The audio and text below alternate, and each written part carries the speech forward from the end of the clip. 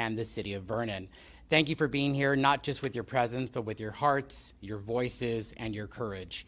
Today, I stand before you not only as the author respectfully requesting the reauthorization funding of the one-time budget request of $30 million for human trafficking victim services, but as a messenger for a movement built by survivors, sustained by providers, and championed by advocates who believe fiercely and without hesitation that dignity is not negotiable.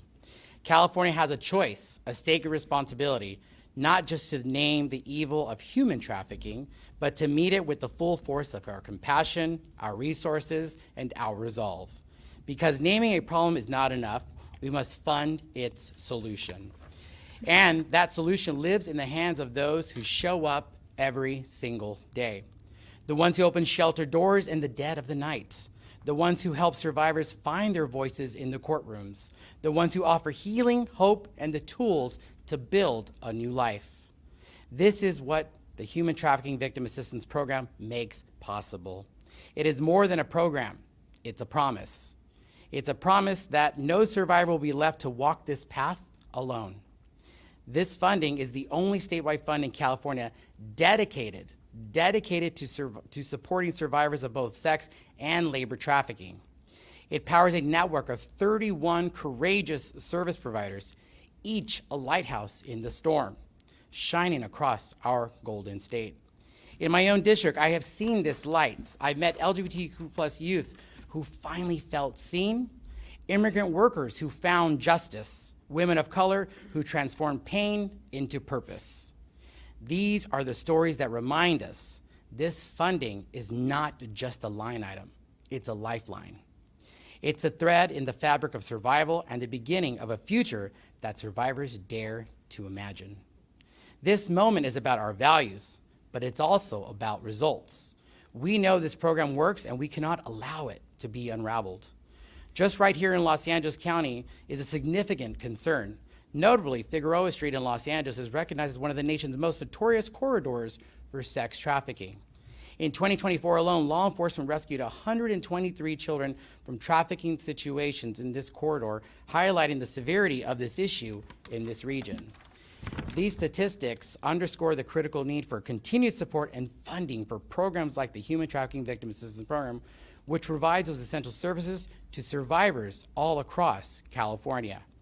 So today, I'm honored to stand shoulder to shoulder with a coalition of unwavering voices, leaders on the front lines, from survivor advocates to service providers. They will remind us of what is at stake and what is possible. Let's begin with one of those voices, Kay Buck, a friend, a sister, a leader in this fight for many years, but a champion that we have needed not just today, but tomorrow's and in the future. Kate is the CEO of CAST, the largest direct service provider for trafficking survivors in the nation. Kay? Thank you, Assemblymember, and good morning, everyone.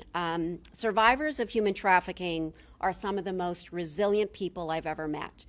Each day across California, they are rebuilding their lives in the aftermath of exploitation and deep trauma.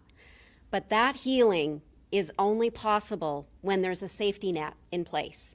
And right now, that safety net is at risk. The Human Trafficking Victim Assistance Program has funded life-saving services across California since 2016, nearly a decade. And last year alone, it helped nearly 5,000 survivors. Of those, over 2,100 were children and youth, minors and young adults under 25 years old. And across the state, 88% of the survivors served were people of color and immigrants. This is the only safety net survivors have. This is who we risk leaving behind. Thanks to this program, survivors receive housing, legal support, therapy, immigration relief, job training, and so much more. Not just for a day or a week, but over months and years, because that's what real healing requires. At CAST, we've been doing this work, serving survivors for over 25 years. And we've seen how these services literally change the trajectory of survivors' lives. We've seen survivors find safe homes, new jobs, reuniting with their children and their families. They become small business owners and join our economy. They build futures that they couldn't imagine. But all of that right now is on the line. Unless the legislature reauthorizes $30 million in this year's budget, programs will be cut. Staff will be laid off, doors will close, survivors will be turned away and have nowhere to go. Not because the need is gone away, but because the support has. The reality is this: services are the solution. Housing, mental health support, legal advocacy, that's what truly keeps survivors safe from their traffickers and reclaim their lives. And we would not be here today without a true human rights champion in the legislature. We are deeply grateful to Assemblymember Mark González for not just supporting this budget request, but standing firmly with survivors. His leadership means the world to us and to the thousands of Californians whose lives are forever changed by this funding program. We're urging the governor and the legislature to reauthorize $30 million for the Human Trafficking Victim Assistance Program, because services equals safety. Services equals survival. Services are what stops trafficking in its tracks. Thank you. And next, I would like to bring up to the podium an important guest, Larish, who is going to talk about being a graduate of this program. Larish? Thank you, Kay. And good morning, everyone. My name is Larish McGee, and I'm a survivor of human trafficking. I'm here today to share how critical it is that California reauthorizes $30 million in funding for human trafficking service providers. Growing up in a poor neighborhood in San Bernardino, I had become self-sufficient before I even hit my teenage years. As a single mother of 2 children, when the recession hit in 2009, I lost everything: my home, my job, and custody of my children. Shortly after being accepted into the homeless shelter on Skid Row and feeling as if I had hit rock bottom, I met someone who seemed like a glimmer of hope. I looked to him for help and support. That hope was shortly lived very soon after we started dating. He began exploiting me. I didn't know rock bottom had a basement until I realized I was being trafficked. My trafficker disguised himself as someone who could help me and my family as the abuse worsened. The more he asked of me, and the more I didn't realize myself that I was living under a constant threat and fear for my life. Living in a vicious cycle of abuse and fear keeps survivors from leaving their traffickers, like many. I spent so long thinking about my escape, but I did not have anywhere to go for help that I needed. Unfortunately, my story isn't unique. Often the crimes survivors are forced and threatened to commit by their trafficker are completely out of our control, leading to growing criminal records that follow them for the rest of their lives. Although I was able to escape, so many survivors are forced to return to their trafficker because they have been turned away by the very agencies and systems that are supposed to protect them. When I escaped my trafficker and was going through CAT's program, I received emergency shelter and housing, counseling, education, and legal services to remove my criminal record and help to get back on my feet. If it wasn't for the amazing support of CAS, I would have never been able to start my life again and to thrive. I wouldn't be where I am today. Excuse me. Now, I want to make sure no one else has to go through what I went through. Human trafficking is a crisis plaguing communities across the state and nation. I'm here to share my story and to show that human trafficking survivors are real people and need real support. Survivors like me need long-term support to heal and to move forward.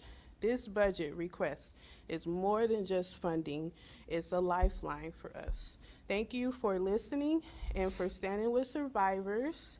Please reauthorize this funding so others can get the support that they need. Thank you. And next is going to be David from the Covenant House. Thank you. Thank you.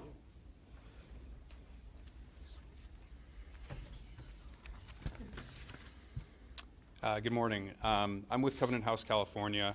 We're a provider of transitional housing and shelter services for youth age 18 to 24 across the state of California. Our youth have experienced trafficking, exploitation, homelessness, and violence, and the HTVAP is one of the most effective ways and tools that we have to support them. Nearly 40% of the youth that we served have experienced trafficking. Our commitment is to providing not just emergency shelter, but long-term trauma-informed care that helps young people find safety, stability, and independence. Here's an incredible example of that work. Daniel is a young survivor of human trafficking who endured multiple layers of trauma, beginning with a sexual assault in college in Louisiana that forced him to drop out and return to Southern California. There, he faced further instability after intervening in his father's abusive relationship, which led to a physical altercation, his eviction, and subsequent homelessness, during which he began experiencing trafficking. Daniel first sought shelter at Covenant House, California, Anaheim, but was soon transferred to the Hollywood location due to safety and comfort concerns, which is often critical for trafficking survivors coping with trauma. At CHC Hollywood, staff built a trusting relationship with Daniel, connecting him to on-site therapy and to Saving Innocence, a partner organization providing specialized services for human trafficking survivors. He shared his passion for playing the flute and his dream of becoming a classical musician, and with the help from a flexible funding grant, he was able to purchase the flute, which became a key part of his healing. As his mental health and participation in our programs improved, staff supported him in applying to music schools, conservatorship programs, and affordable housing solutions.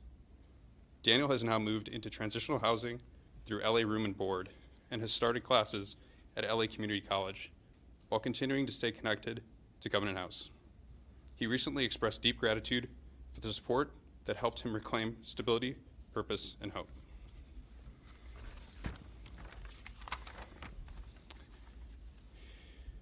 We see what happens when this program is funded. Youth find hope again. They get the care they need to imagine a different future. But we also know what will happen if this program is cut. We'll have to turn youth away. The system will break, and young survivors will be the ones paying the price. I'm here because our organization believes that young people deserve better, and that because HTVAP helps deliver on that promise every single day. Thank you. I'd like to introduce Mira, who will be talking now about a call for action. Thank you. Hello, everyone. My name is Mira Sorvino. You may know me as an actress, but I've been a Goodwill Ambassador for the United Nations Office on Drugs and Crime since 2009, and I'm currently serving as a member of the Board of Trustees of the UN Voluntary Trust Fund for Victims of Trafficking in Persons. And this has been a fight of mine since 2004. Kay Buck and Cast introduced me to the very first survivors that I ever met, and they changed my life. Hearing their stories, seeing the pain in their eyes, knowing what had been done to them and how they had been treated less than animals by people in our state, and only through the grace of them connecting with the services at Cast LA were they able to resume their lives of their choosing, their own human rights, their own dreams, their own happiness being made theirs again. And I just want to ask, what is California? What kind of state are we? I mean, I'm hearing we're the 4th largest economy in the world now. Maybe we're 5th again, but we're huge. We're the largest population of any state in America, and we are generally looked to as a leader on consumer protections, on labor rights. The reason that we don't have harmful substances in most of the goods we buy is because we have California Prop 65. We have all kinds of things that have led the world.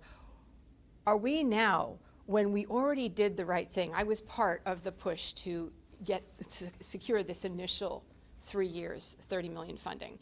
And the good that it's done has been so enormous. And as we hear from our survivor leaders and our NGO partners, this money is literally the difference between life and death in many cases. It is the difference between victims and survivors and overcomers. When we do not have the funding for these 31 organizations throughout the state, we do not give trafficking victims a place to go if they have the courage to exit their situations. And they often will be quickly reabsorbed by their exploiters, who will threaten them, perhaps beat them, perhaps rape them, kill them, as an example, because they dared to break out before. And we were making enormous progress with this money that we had, and I know times are tight everywhere, but there is a general trend towards cruelty and apathy in the world right now. And we need to be the leaders in the world to say, no, not on our watch. We are not going to stand by and turn a cold shoulder as those services are shuttered and those people desperate to reclaim the life that is rightfully theirs. It is rightfully theirs to live a free life of their own choosing rather than be slave labor here in the state of California. So what are we going to do? Are we going to step up? I know the governor cares about human trafficking. He recently went out on a limb and talked about the age of minor sex buying and the penalties there, and I know his heart is in the right place. Please, Governor Newsom, and I know Jen Siebel Newsom is a big advocate for women and trafficking survivors. Please, members of the Assembly, this is crucial. This is not optional.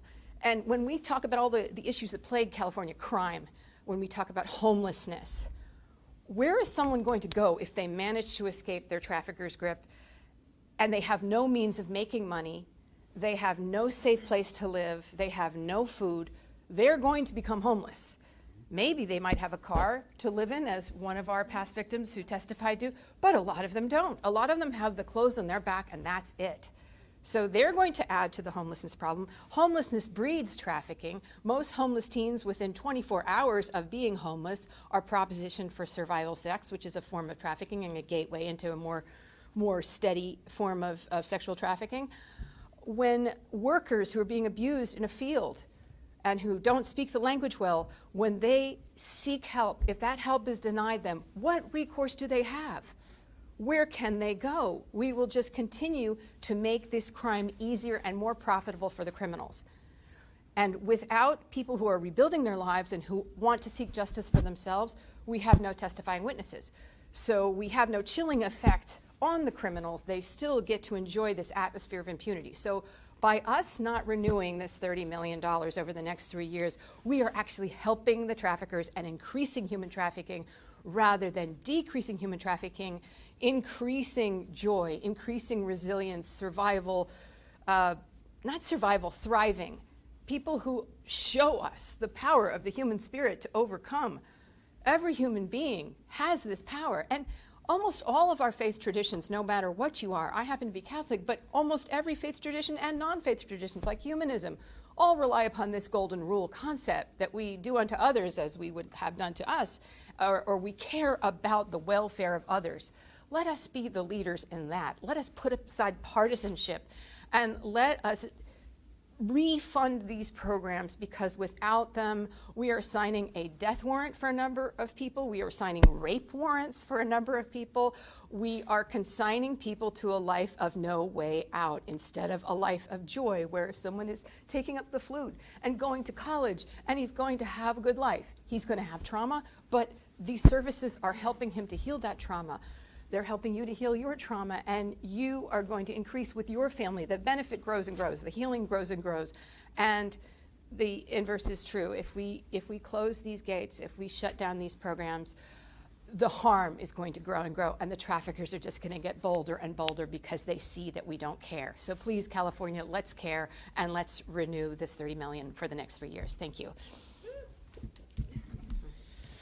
I want to thank everybody here for participating, but before I close, I just want to thank Mira. I want to thank David for sharing Daniel's story. I want to thank Lyrish for being here today and just sharing your story and your words. What you hear, what you heard, what you see behind us, and Mira for using your platform and your voice to get folks engaged in this conversation is extremely important for the progress that we will see and how important this issue is. And to piggyback on your point, when and if we do not renew this funding, And if for some reason it does not, and we know that there are many folks who are asking for every dollar, every cent, the minute we know that this funding does not get renewed, the minute we know this trafficking will only get worse and continue because they will take advantage of that situation. But it's also important to have other voices in the room, and someone that I've known for well over a decade, Rebecca Melendez, who's the Director of the Wellness Services at the East LA Women's Center, who will provide remarks in Espanol as well. Rebecca?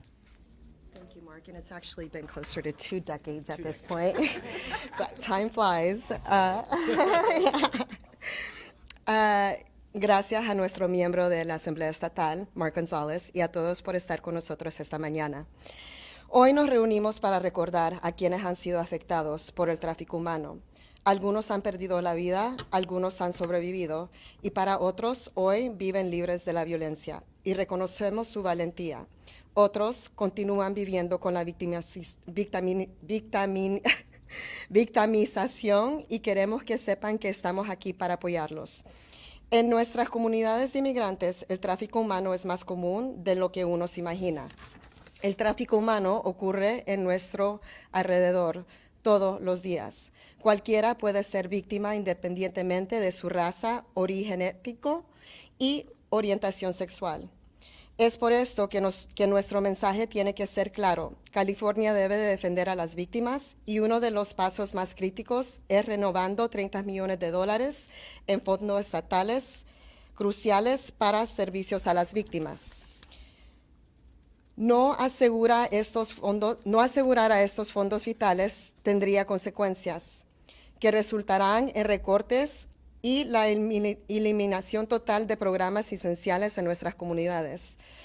Toda persona tiene derecho a una vida libre de violencia, a un hogar seguro, y todos merecen ser tratados con respeto y dignidad. Les pedimos que ustedes sean la solución para ayudar a poner fin al tráfico humano y violencia sexual en nuestras comunidades. Hablen, sea un recurso, educa, crean conciencia, apoyen y luchen contra la violencia y el tráfico humano junto como lo estamos haciendo hoy todos juntos. Muchísimas gracias. Gracias, Rebecca, para sus palabras en español. Thank you to each and every one and to every speaker here today. What you've given us is more than testimony. It's truth, and it's truth to power. It's fire. It's faith in action. We've heard what real leadership looks like, the courage to speak, the power to persist, and the urgency to act is now.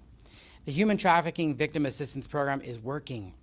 It's not theoretical, it is transformational. It's lifting survivors from survival to sovereignty. It's holding together a fragile yet sacred safety net.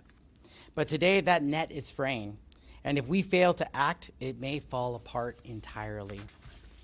I join my colleagues, and I know many folks have signed on to this letter request, and we're all getting asked for many directions, but those colleagues, we are begging you in the legislature and to the governor, to Governor Newsom, we say this is the moment.